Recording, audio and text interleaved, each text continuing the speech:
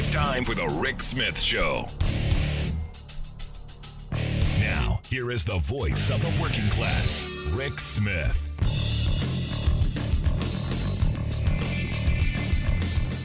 And welcome, brothers, sisters, working class heroes. This is the Rick Smith Show.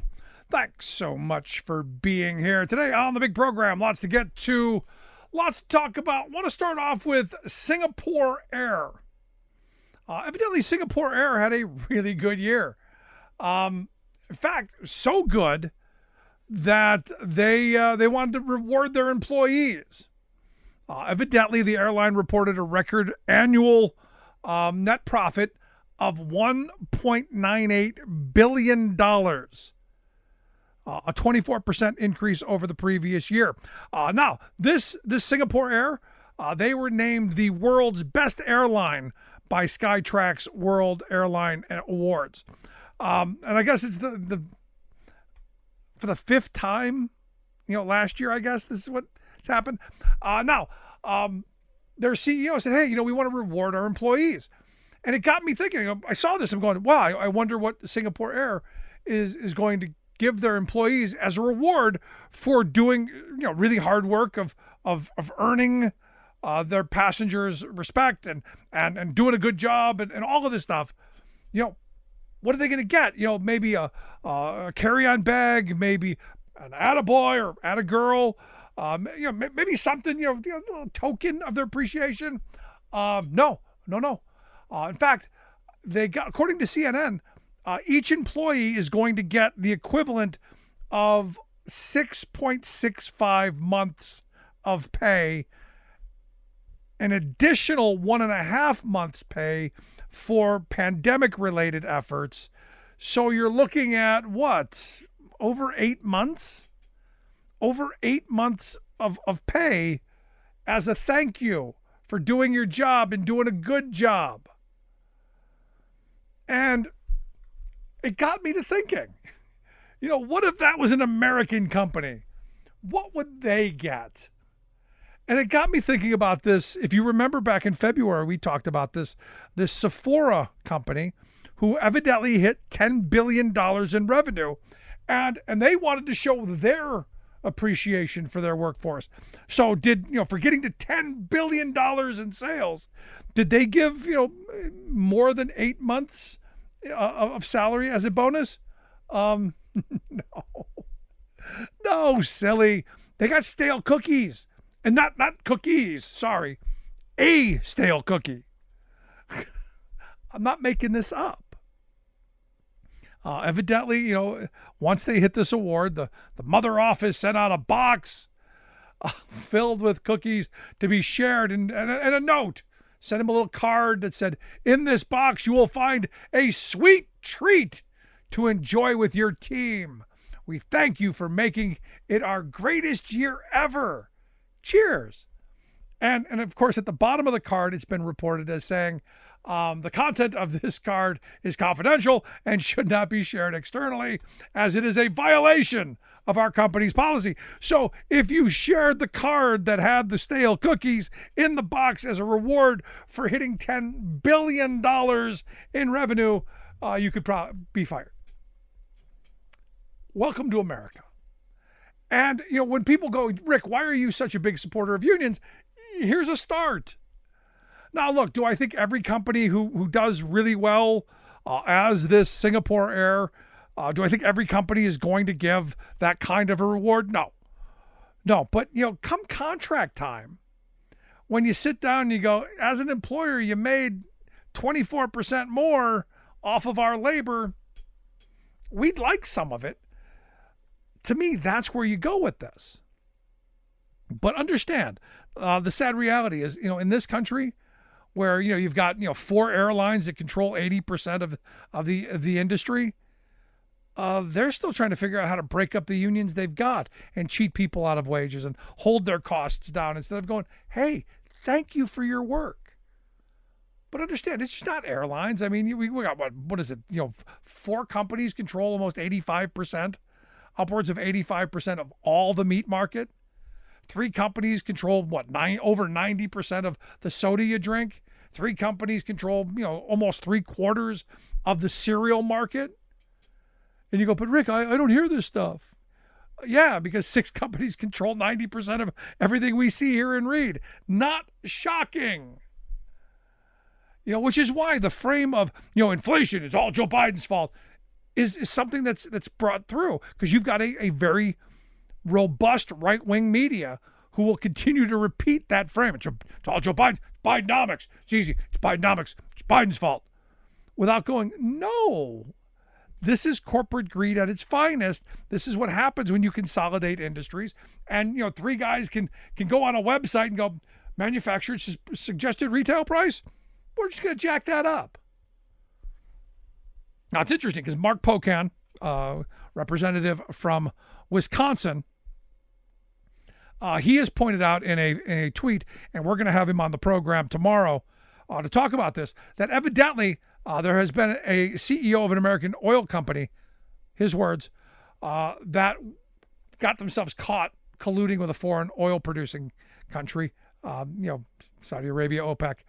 And the idea is they're ripping off you and me, the consumers. They're jacking up the price because it lines their pockets. And you go, well, how come no one's doing anything about it? Well, because we don't have that investigative journalism we used to have in the past. And it's so much easier to blame Biden. It is. I mean, look, I love to do it too. It's all Biden's fault. That's the reason the cost of everything has gone up. No, it's because corporate America is going, hey, we can. And this is why I'm such a supporter of labor unions. 1, we need wage increases to keep up with the cost of living. And 2, hold these companies accountable. And we vote for people who are going to do that. Now, I'll tell you, over the weekend I did something that I'm kind of angry about. Our union decided, my Teamsters union decided, no, we're not going to lead the union. We're going to abdicate our responsibility, and we're going to have a straw poll of the members. Because understand, I do believe that Sean O'Brien wants to endorse Trump. Everything that I've seen coming out of this tells me that he wants to go in that direction. And I got to wonder, back when he made the pilgrimage to Mar-a-Lago, what that conversation was about. Was there a quid pro quo? Maybe he's going to be Secretary of Labor if Trump wins. Who knows? Or maybe, and this is more likely my view, more likely the Republican Party believes that they're the party of working people, or they're trying to pivot to that. Now, the messaging part of it is one thing. The actions, quite clearly, they are not the party of the working class. Josh Hawley has said, we're the party of the working class. The future is us. And you go, no, you're not good at this. Republicans hate working people. Look at what they do. So, I look at this in a moment where I do want to know what was said at Mar-a-Lago as a card-carrying Teamster. And we should, as unionists, want to know what kind of deals are being made, because I see O'Brien being used as the conduit to bring a union to the right politically. And to then go, look, see, we've got union support too. Now, will that stop them from being as bad as they were when they were in power? No. They're going to be as bad as they ever were, if not worse. And this is where, as a card-carrying Teamster, my concern is it weakens our ability to fight for better wages, hours, conditions. Whatever that quid pro quo was, whatever that promise that Trump made to President O'Brien, whatever made him reach into the Drive Fund and give $45,000 to the RNC and give money to Josh Hawley, I would like to know. Because ultimately my concern is the Teamsters Union becomes part of the right-wing messaging of, well, we're not as anti-union as we are. Now you hear people, but Rick, what if the AFGE pulled this off and we move the Republicans back in the direction of labor? And I go, that would be great. It's just not going to happen. There's this moment where you have to have reality check, where you have to go, no, they've shown us who they are. We just haven't believed them. So I got to tell you, the fact that they abdicated their responsibility tells me, look, either they want to endorse Trump or they don't want to endorse at all. which either way, still an endorsement for Trump. Want to hear your thoughts? Email me, rick@thericksmithshow.com. Going to take a quick break. Right back after this.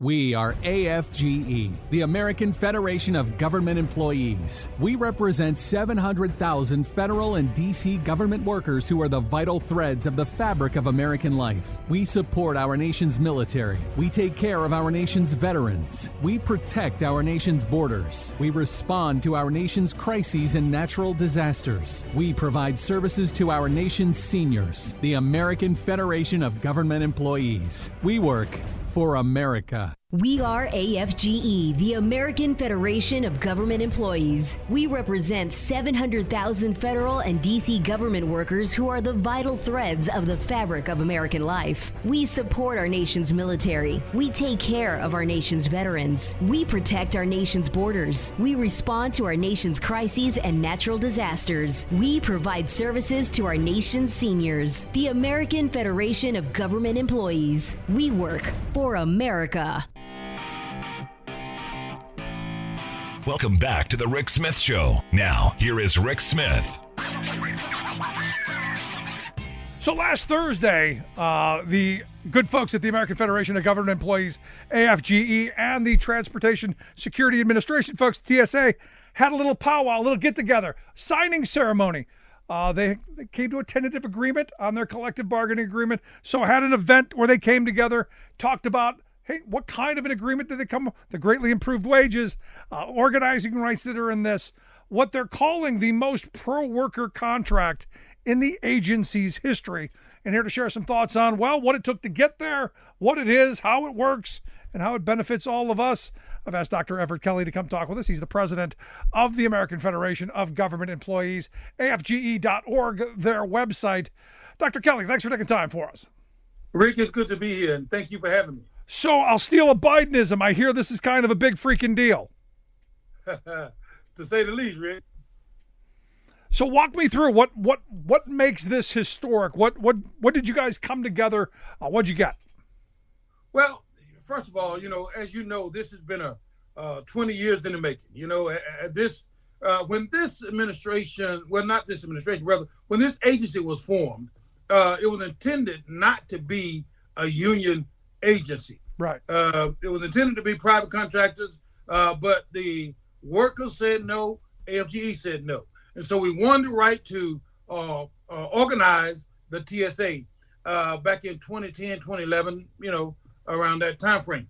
And, so we've been working, trying to get a good contract. We've been working, trying to get some rights for TSA employees. And we finally had a signing ceremony on this past Thursday where we was able to accomplish that. And it's because of advocacy of the TSA workers that would not take no for an answer. It has to do with being consistent. It has to do with, and I used this phraseology on last Thursday, and I'm going to use it again. It has to do with the we power, because when we come together, right, as an organization, as an entity, and exercise our unity, then we have power. And that's exactly what happened in this instance, right? Because TSA administration, the Biden administration, and the workforce came together, in my opinion. And it wouldn't have ever happened, probably had it not been for people in Congress, especially Chairman Benny Thompson, who has been an advocate for the TSA workforce. This administration, that have been friendly to union members and to the administration as it relates to the Secretary of Homeland Security, the administrator of TSA, and all of the activists, Council 100, the staff from my office. I mean, everybody worked together along with the TSA administration to make this come to fruition. It's been great. No, and it, from the outside, it looks like a win-win for both. But what's always been curious to me, Dr. Kelley, is I look at the frame coming out of the pandemic, this idea of essential workers, this idea of frontline heroes, if you will. And the TSA's been that. The people who are at our airports have been, because of 9/11, were put there to keep us safe. And what's interesting to me is, the people that we're calling frontline heroes, the people who are keeping us safe, why do we pay them so badly? I mean, this is the part that I was reading that some of these TSA jobs are some of the lowest paid in government. You go, if their job is to keep us safe, if their job is to do all of these things, why do we treat them so poorly? Well, sir, you're exactly right. Now, I will say this. I'm very grateful of the fact that we just fought and got a 31% pay increase for the TSOs, okay? And that's just, I think it was June of last year, right? When we was able to really get that pay increase for the TSOs. Prior to that, they was the worst paid federal employees ever. But this has been tremendous for these workers to get that increase and to get a contract, simultaneously. Okay, so life has changed, if you will, for these federal employees, for this agency. Life has changed. This contract and the historic pay increase that they have received has changed lives for these employees, and for that I'm forever grateful. I think the frame here is the one that we use here on this program all the time. The idea of union job, better life. You got a collective bargaining agreement. These workers' lives are going to get better. Their pay is going to go up. Their benefits are going to get better. Their working conditions are going to be better. That to me is a frame that we have to, across industries, across technologies, across race lines, gender lines, everything. That frame, union job, better life. That's the thing I think that can unite us. That's so true. And the thing about this contract too is that it ensures that it will carry this workforce into the future, right? Because prior to this contract, there was no real way to address a grievance, but this contract drives the future for these employees. When you start thinking in terms of uniform allowances, right? We expect these TSA agents to be professional, to be dressed apart every single day, right? And sometimes they would have to come out of their pocket because maybe they couldn't afford to have uniforms really readily available, so they might not look up to par in some instances. But now, because they've gotten an increase, I think $966 more, for uniform allowances, these employees will be looking professional every single day, and I'm actually proud of that. That's one of the things that came out of this, right? But also the improved representation at the national and local level, right? The national will bargain the contract, but also there'll be local issues that will be addressed at the local level, which is a great thing for those employees, because what affect one local in one particular area might not affect another. So this contract gives them the opportunity to bargain local issues, maybe something such as parking, right? Can you imagine, and this has been a real case in a lot of instances, employees have to park and sometimes a mile away from the work site, but now the fact that they'll be able to negotiate parking, and those types of things at a local level, could make a big difference in how, they streamline out their paycheck every week, Yep. No, it's an excellent point. Now, the question is, as you pointed out, this is a historic agreement. You're moving these jobs forward, this industry forward, all of these workers forward.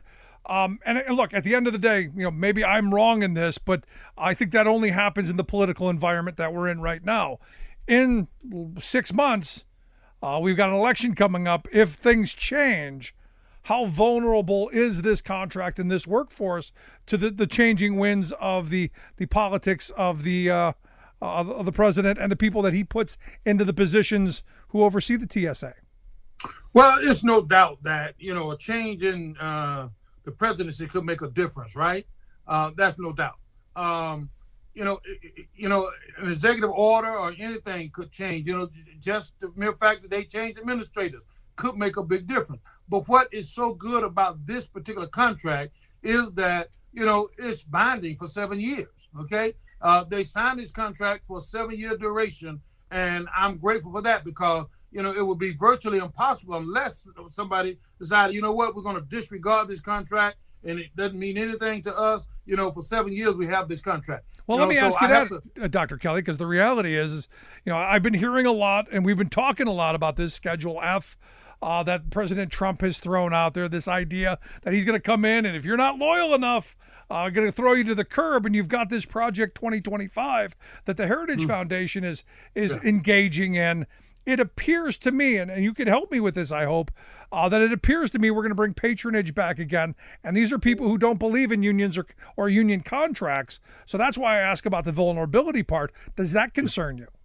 Yeah, it does concern me, because like I said, it could be done away with just by sometime in executive order. And we know that the Heritage Foundation, the Project 2025, is not friendly to unions at all, not friendly to working people. I'm going to say this, in my opinion, it's not friendly to Americans because what it wants to do, is totally destroy working America, and just have the political appointees. And, because the thing that's really scary is that, on the first day, this report said that they want to do away with 50,000 federal employees right away and bring in 50,000 of the political appointees, and that could be devastating for a union contract. That could be devastating for a lot of things. So it's very vulnerable in the next 6 months. If we do not elect the right person for president of the United States of America, the union as we know it could not be the same.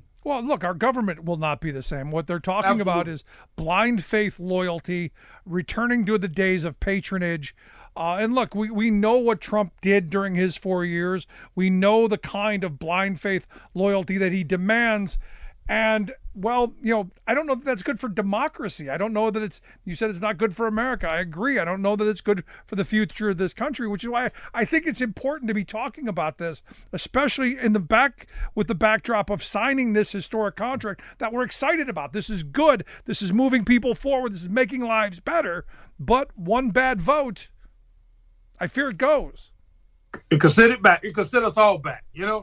Just like you said. It's this election is not just about a good union contract, although that's very and vitally important.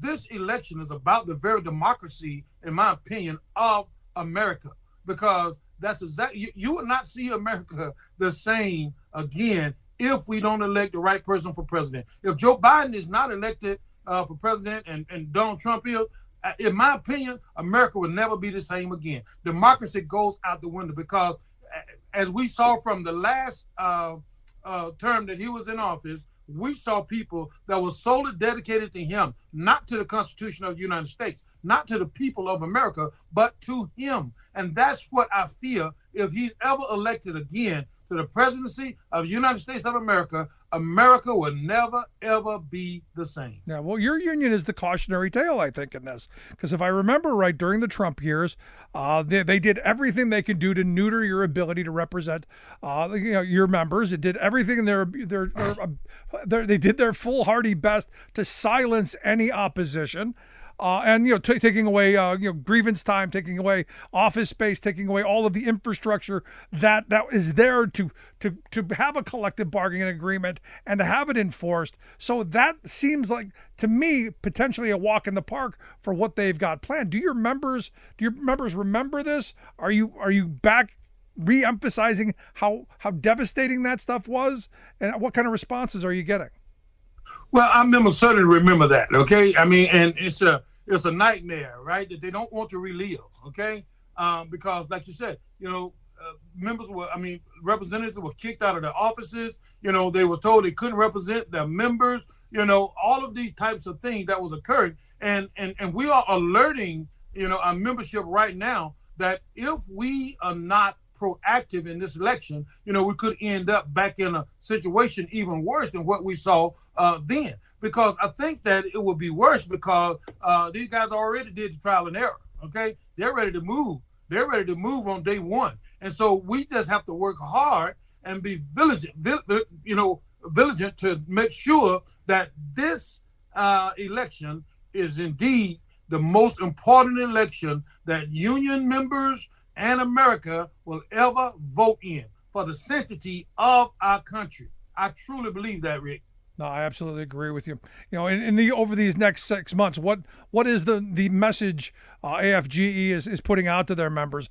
You know, how are you going about reaching them? I mean, we're still spread out because of the pandemic. A lot of people still working from home.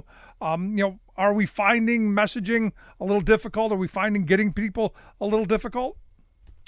Well, you know, not necessarily, Rick. We're reaching our members and we're alerting them to the possibility, you know, that we face here, you know, but we're also making sure that we prepare ourselves for 2025.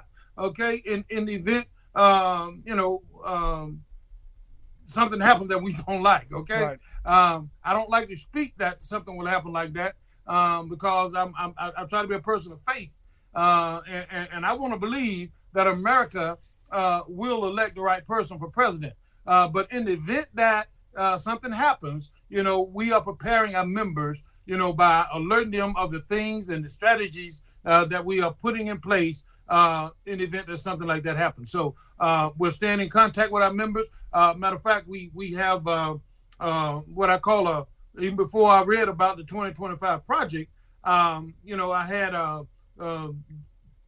provided an opportunity for our members to get together and do some, you know, strategic planning in the event that something happens that, you know, will be beyond our control and we end up with a different president.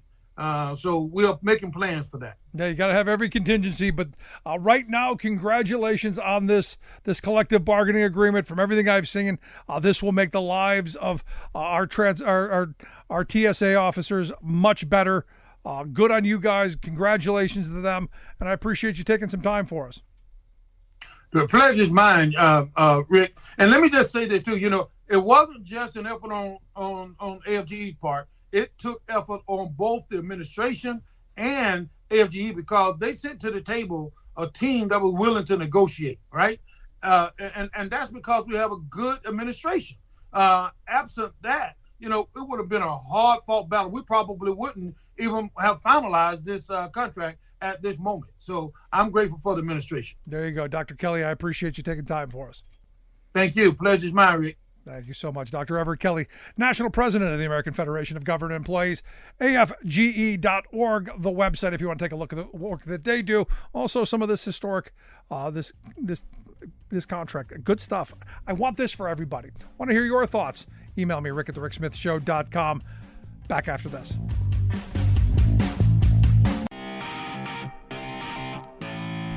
Welcome back to the Rick Smith Show. Now, here is Rick Smith.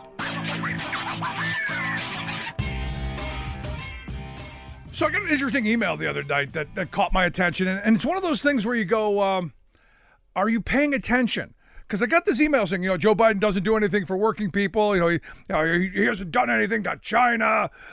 He's done nothing, for our energy needs. And a lot of it is just, right-wing talking points, when the reality is last week we saw and we talked about the fact that, the Biden administration did raise tariffs on, steel and aluminum coming into the country, 25%, semiconductors, 50%, EVs, 100%, and solar panels, 50%. This idea that we're going to create industries at home and then protect them, I don't know. That seems like kind of a novel concept. Interestingly enough, Jared Polis, the governor of Colorado, not so thrilled on the solar panels. He tweeted out, this is horrible news for American consumers and a major setback for clean energy. Tariffs are a direct regressive tax on Americans, and this tax increase will hit every family. Remember, Jared Polis is a Democrat. And here to share some thoughts on, is he right? I've asked our good friend Scott Paul to come talk with us. Scott is the president of the Alliance for American Manufacturing, AmericanManufacturing.org, their website. Scott, thanks for taking time for us. Hey, Rick, great to be with you. So I look at Polis's comments, and this seems to be what's being pushed against tariffs as a whole, against this whole idea of protecting domestic industry. Is he right? Is this going to hit every family, every single family? No, in fact, even PolitiFact said that he was only quote unquote half true about this because of all the textbooks that make the same claim that he does. But here's the reality. We have a $25 trillion economy. The new tariffs will amount to about $20 billion. So if you spread that throughout the economy, that is virtually nothing. And the important thing that it will do is provide the space for the new industries to grow in the United States, the EVs, the solar panel manufacturing, the battery manufacturing, the semiconductor manufacturing, all of which are subject, the Chinese versions of which are now all subject to higher tariffs. And that in turn will produce a lot of good jobs. And those good jobs will produce tax revenue and will produce spin-off jobs, both directly and indirectly in all of those communities and the supply chains around the United States. And so, unfortunately, Jared Polis is like, he must be stuck on the Sirius XM 90s channel or whatever, because it's like, he's still replaying neoliberalism and these textbooks, like kind of unaware of what's been happening all around him. And if I were in Colorado, I would want my clean energy. I'd want my solar panels. I'd want my wind. I'd want everything else. I'd also want some factories that were making those, because those are good jobs. And in fact, those are great jobs. When you look at some of the other options that are out there for anybody who doesn't necessarily have a four-year college degree. And so it is Biden has a plan that's, I think, pretty holistic on all of this, but part of it involves tariffs. Part of it involves investing in our own industries. Part of it involves having the government create a market for some of these goods through procurement. And then part of it is having incentives for consumers to buy some of this stuff. And so it works. I mean, this is what's worked throughout our history in terms of industrial policy. And unfortunately, Jared Polis is just like, reading from like either an oldies but a goodies, not even a goodies in this case, music channel or a textbook that it has no relevance in the real world that we're living in today. No, and this is where, having this conversation, I think, is important, because, you asked anyone, 10 years ago, is free trade good? And everyone was on the, open borders, free trade. We want, cheap stuff, exploit cheap labor in places like China. Not so cheap anymore. And the costs of those quote unquote cheap goods meant we lost factories in this country. We lost communities. We lost jobs. We lost, community identity. And this kind of moving away from that, I give Biden credit for, and if not credit for, at least knowing we're heading in that direction and riding that wave, which I think is interesting, because you got this article over at the New York Times talking about a new centrism, and it not being free markets and free trade and all of that he calls it kind of a neo-populism. Yeah. But I think finally we're getting away from some really bad ideas. Yeah, I think that is right. And, I'm glad that, obviously the New York Times readers are, don't represent America, to be clear. But it's important to have that idea out there in the marketplace of ideas, because up until now, it's been viewed as being very reactionary, right? And so we had all these free trade policies, and the reaction has been to be against the other and to put tariffs on without any strategy, and also to be against immigration. And then what I liked about David Leonhardt's piece in the New York Times is that he does describe it as this emerging consensus that there can be some public policy that helps to that helps to smooth out these market distortions and these market failures that have occurred. And the failures have occurred for a couple of reasons. Number one, you're facing an economic competitor in China that is large, that has the resources, and has a government that is absolutely hell-bent on dominating industries globally, and not to follow any sort of market norms in order to achieve that and to blow out all of the competitors. Number two, you obviously for a long period of time had global businesses that were perfectly fine to let this happen because it meant that they could manufacture in China. They could pay, abominably low wages and have workers working in terrible working conditions and then pollute willy-nilly and then ship the stuff back to the United States and make a lot of money for their shareholders, but it cost entire communities their livelihood in the United States, and it didn't lift China up in a way to buy a lot of American goods. And you had our policy because of this neoliberal philosophy, Rick, that we were just talking about, that free trade is good no matter what, that both Democrats and Republicans followed for a long time. So that led to a big mess that failed. And instead of just being reactionary, which was kind of the Trump approach to this, there is now this idea that we can work together on infrastructure. We can work together to rebuild industries in the United States. We can have tariffs and trade enforcement as the primary lever of our trade policy, and that we will be able to attract innovation, jobs, more production back to the United States to rebalance. And our objective in this is to just achieve balance in some level where it's appropriate of self-sufficiency, whereas the goal of the Chinese Communist Party was to wipe out the competition and to dominate key sectors of the global economy, whether it's in electric vehicles or solar power or even AI or telecom or things like that. So I'm glad that there's a name for it now, because I didn't know it was called neo-populism, but I'm willing to say I'm a neo-populist. I'm kind of an old school, kind of progressive populist too, but we'll take what we can get, right? Yeah, no, absolutely.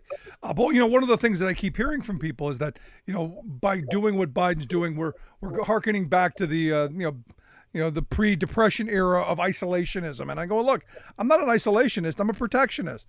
When I leave my house, I lock the door. I didn't build a giant moat around it, but I do protect my stuff. And I think as a country, we haven't done that for a very long time. In fact, we've rewarded companies for leaving our shores for cheaper labor and more exploitable labor conditions, and then allowing them to bring that stuff back without any penalty, to me, set the table for the disaster that we're living under right now. Yeah. It hollowed out the middle class. It polarized politics. It had all sorts of bad social outcomes. And this isn't just me talking. These are, good academic, surveys of America, or just with your own eyes, you look around at what's happened in some of these communities, you can see for yourself. And so this is a recognition, that's failed, and repeating the mistakes of the past, as Jared Polis suggests we do, is not going to be a good thing for the United States of America. But also that there is a way forward here. This is not hopeless, and it doesn't just involve blaming others for this. We have to take some ownership for this and invest in our workers, invest in our industry, do this the right way. And at the end of this, you're right. It's not building a wall. It's not isolation. It really is about achieving balance and also resiliency, and also the ability to supply some things that we may need in an emergency that we can't currently do that well. And so that's far from what China's trying to do or what others may assign to this. This is not like the United States trying to go out and quash all the competition. This is us kind of setting the rules, restoring some balance, making sure that we have some emergency capabilities, and doing this in a way that is not going to spread harm around the globe, but is rather going to lift up standards. That's the fundamental difference here. And Biden has started down this path, and I think it's great, because we've seen this work in the past. We've seen it work with the interstate highway system, or with the arsenal of democracy, or with the Transcontinental Railroad, or with the Erie Canal, or with other efforts that have tried to incubate industries in the United States quite successfully. And we need to couple that again with this idea that the benefits need to be broadly shared. It shouldn't just be concentrated among the shareholders, that wages should be going up, that if people want to organize a union, they can do that. And that to the extent that our tax dollars involved with this, we're lifting standards and people up rather than tearing them down. Well, congratulations. You just destroyed the next question I had because, and by answering it in advance, because look, part of the comments I get from people is that, you're going against what this country stands for because we stand for free market capitalism. And they've asked, when have we done the kind of things that Biden's doing, this idea of investing in infrastructure, making sure that we have the demand necessary to help these industries to thrive and grow. When have we ever done this before? And Hugh just ran through the whole list. Yeah. Your listeners can just Google Hamilton in manufacturing, or Henry Clay and the American system, or Lincoln and land grant universities and the Transcontinental Railroad, or FDR and the New Deal and the arsenal of democracy, or Eisenhower and the interstate highway system. And the shipbuilding program that we had for a long time. And you'll see areas where we were quite successful in lifting up industries in the United States and making sure that we had an economy that worked for more people. And so it's not in any way kind of like out of step. The only thing it's out of step with is the editorial boards and the governors like Jared Polis, who are like stuck on their economic textbook and again, don't look around to see what's happened around them or ignore the consequences of what, depending on China, means. That you may get a low price temporarily, but there is a high cost for that for a lot of other people, as well as for our future. Yeah, I mean, for me, it comes back down to smart policy, sound investment. Actually putting our money where our mouth is to help benefit communities, and I'm thrilled we're moving in that direction. But the reality is, if we continue on the path that the Jared Polises of the world want to take us to, I look at a new report out that's coming out of China. This Sheen or Shine or whatever this fashion design company in China that's selling all kinds of cheap stuff. There was an investigation by this public eye group who said, look, you got these workers working 75 hours a week with a day or less off a week to be able to produce these cheap clothing items and then shipping them off for virtually nothing. To me, that's our future if we don't do something and right quick. That we're going to return to the good old days of the 80s and 90s and not the 1980s and 90s. Yeah, it's. I'm glad it's getting more exposure because fast fashion with H&M and those brands was bad enough, and now this is even worse because there's even more exploitation. To the extent that there's suppliers in the Xinjiang region of China, there's a really good chance that slave labor is being employed with a lot of this. So this isn't even exploited labor. This is like slave labor, which is horrific. And then the model that a company like Shein uses, it's escaping any sort of tariffs or taxes because they found a loophole where they can ship it directly to consumers. And of course, consumers are like, oh, wow, look at this impossible deal. I got this dress for like $2 or whatever. And no one, and particularly like teens or 20-somethings, aren't going to ask these questions. But it is our obligation to ask these questions and to expose this and to make sure that, even the retailers, and I may disagree with them on where they're sourcing stuff from, but if they're paying tariffs and they're, at least abiding by, somewhat decent labor conventions where they're manufacturing, it's unfair for even them to be in competition with Shein and this ridiculousness that's going on. So I'm glad this is being exposed, and this is still an element of a public policy that we need to address. There's this big loophole just called the de minimis law that we need to close.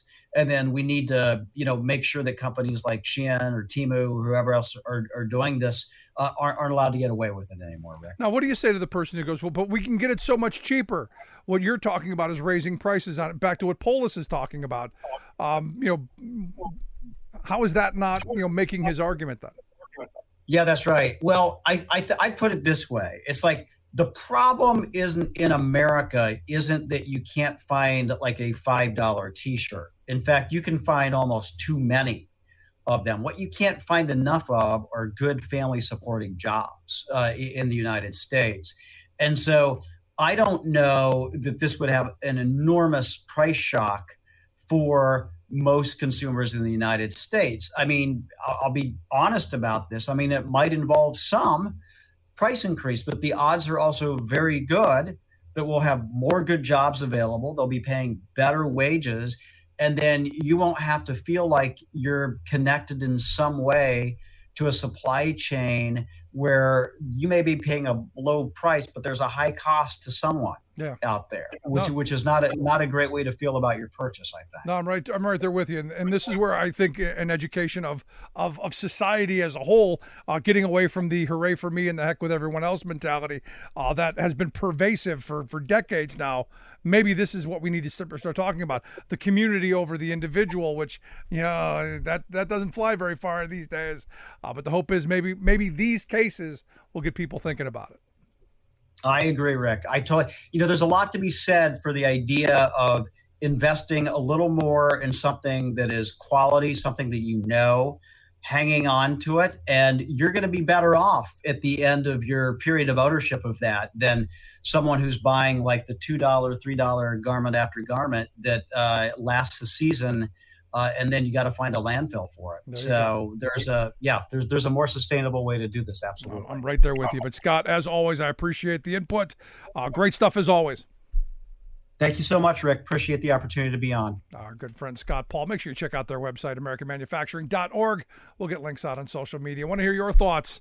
Are we heading in the right direction? Having, for the first time in my lifetime, a manufacturing policy?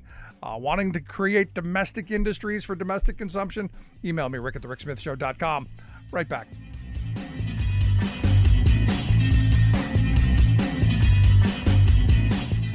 I'm Rick Smith, and this is Labor History in 2.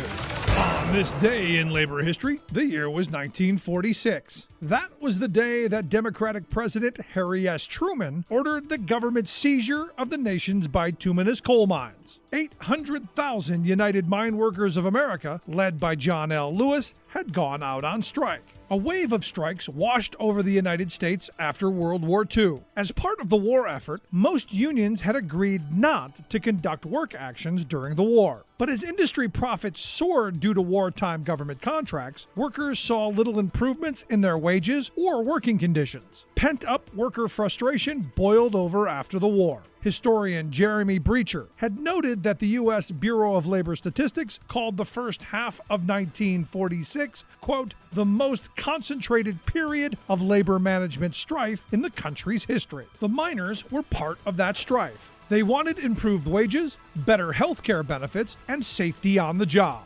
The strike had a ripple effect felt far beyond the coal fields. In early May, the Chicago Tribune warned, quote, the nation's worst coal strike tonight slowed the wheels of American industry toward a predictable full stoppage. Coal turned the wheels of industry, and the strike had drastically slowed mining. The government seized the mines and ordered the miners back to work. But still, the coal companies refused to meet the coal miners' demands. Unsatisfied with the resolution of the strike, the miners walked out again in November. The government fined the union $3.5 million, which it later reduced. President Truman called the work actions a rebellion against the government. But the determination of the miners forced the owners to agree to most of their demands. Labor History in 2 brought to you by the Illinois Labor History Society and The Rick Smith Show. For more information, go to laborhistoryin2.com. You're listening to The Rick Smith Show, where working people come to talk. So on Saturday Night Live had a great skit. I don't know if you saw the Shimu skit that they did, basically looking at, these Temu, Shein, these kind of, hey, we sell stuff really dirt cheap. We can sell it to you for less than you can steal it for. And they did take good shots at them going, look, this is cheap stuff. It's not great quality. And, I don't know. could actually be bad for you, but also done by forced labor. And it was a funny little bit, as they were going through all of this this scenario. But sadly, the response was, yeah, we kind of know. We kind of know it's garbage. We kind of know that it's done under deplorable conditions. That someone's struggling, and yeah, we know it's probably bad for our health. It's bad for our communities, but yeah, we're probably going to do it anyway, because that pitch of, hey, it's cheap. And especially when you're struggling to make ends meet because your wages have been falling for decades, you go, well, I can get new clothes or something, and save a little bit of money so we can something else. And it's that allure that draws us into, hey, we can get a real good bargain. But like my grandmother always said, too good to be true. Too good to be true. And ultimately we end up hurting ourselves, because we're going to get cheap garbage, but we could have gotten good stuff for reasonable prices and had jobs in our neighborhood that would have created the kind of economy that is good for working people, instead of this consumerist economy where we're consumers first and not workers first. So I'm as I've been saying, I'm happy with the way Biden is guiding the country, and our policymakers are moving towards, the idea of domestic production for domestic consumption, the idea of smart government policy and sound investment for the future, working hand in hand to create industries and have I'm really okay with this. And I think it's good because it's what built this country. I mean, as during the break, I was thinking about what Scott was saying about the Transcontinental Railroad and all of the Eisenhower investment in infrastructure and the New Deal investments and all that stuff that went on that built this country. But for me, the one that sticks out the most is the space race. We took public dollars and we invested in education and science and all of these people to get us to the moon. And out of that, you had this investment in space exploration that developed technologies that we wouldn't have otherwise, in communications or weather forecasting or science or Tang. When I was a kid, everyone drank Tang because that was the drink of the astronauts. But you stop and think about it. I had a guy years ago walk me through what all the things we got as a society because of the investments we made in NASA. And it was a pretty lengthy list. Microwaves and all of the technological advancements were because of those investments. And I see us in a moment right now, not space race level kind of investments, but the kind of investments that in the future will pay dividends as well. That our grandchildren will look back and go, boy, I'm sure glad they did that. Much like we do with all of the CCC program things that went up. There's still bridges and there's still public parks and there's still investments that were made 70, 80 years ago that we're still reaping benefits of. None of that would have happened without a sound policy initiative. I mean, you think about the internet. If it's not for the internet, we don't have a lot of industries popping up. Granted, we don't have a lot of the craziness either, I don't think. But it was the Defense Department. It was government investment that laid the foundation for the internet. You go down these lists and you start thinking about smart policy, sound funding. Not only created the things that we wanted, but in the process of getting us to where we wanted, the moon or a highway system or the internet or renewable energy or the Transcontinental Railroad, it's all of that sprung up around and with it. In some cases, the jobs that were created, the opportunities that came out of that. For a while we were joking about, they built a bridge to nowhere. And I always say, well, the Field of Dreams thing. If you build it, maybe that bridge to nowhere leads to somewhere because someone saw it worthwhile to make that investment, to build that platform, to get us somewhere. So for me, I keep coming back to, I like the fact that Biden has an industrial policy. He remembers, probably was around during the New Deal because he's old. And I admit that. But maybe that's what we need. Maybe we need somebody who remembers what it used to be like in order for us to kind of move in that direction. I want to hear your thoughts. Email me, rick@thericksmithshow.com. Miss any portion of the program, grab the podcast, videofreespeech.org. As always, thanks for being here. We'll see you back here next time.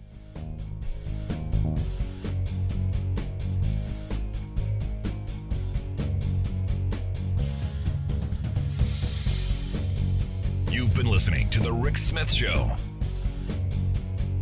Email Rick at rick@thericksmithshow.com.